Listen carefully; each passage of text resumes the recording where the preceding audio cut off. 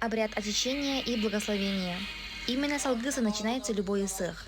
Калининградская область не исключение. На берегу Балтики якутский национальный праздник проводится уже в 5-й раз.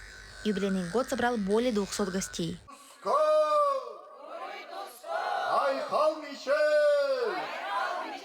Я исполнял обряд Алгыз.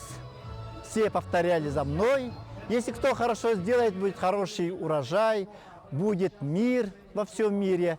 И я желаю всем добра, счастья, мира. Как встретишь год, так его и проведешь, гласит народная мудрость. В Калининграде будет сытно. Исых отличился изобилием национальных блюд. Гостей угощали кумысом, традиционным саламатом и оладьями. Я знаю, что в суровых условиях крайнего севера и вечной мерзлоты могут жить только крепкие духом, дружные люди. Хочу искренне от души поздравить наших земляков с Якутии с данным национальным праздником. Якутские песни и национальные танцы стали украшением праздника. И какой же исых без осухая? Кстати, концертную часть провели артисты из Нюрбинского улуса.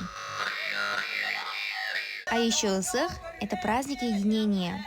Калининградская тюльга объединила якутян и представителей других национальностей. Спасибо всем нашим друзьям, землякам, что пришли сегодня на наш праздник традиционный. Всем большое спасибо, мы очень рады. Вот так дружно, с улыбками на лицах и чувством единения в душе в Калининградской области вступили в Новый год, встретили якутское лето, благословили духов и зарядились энергией солнца. Надежда Посельская, Андрей Бойц, Григорий Николаев, Калининградская область.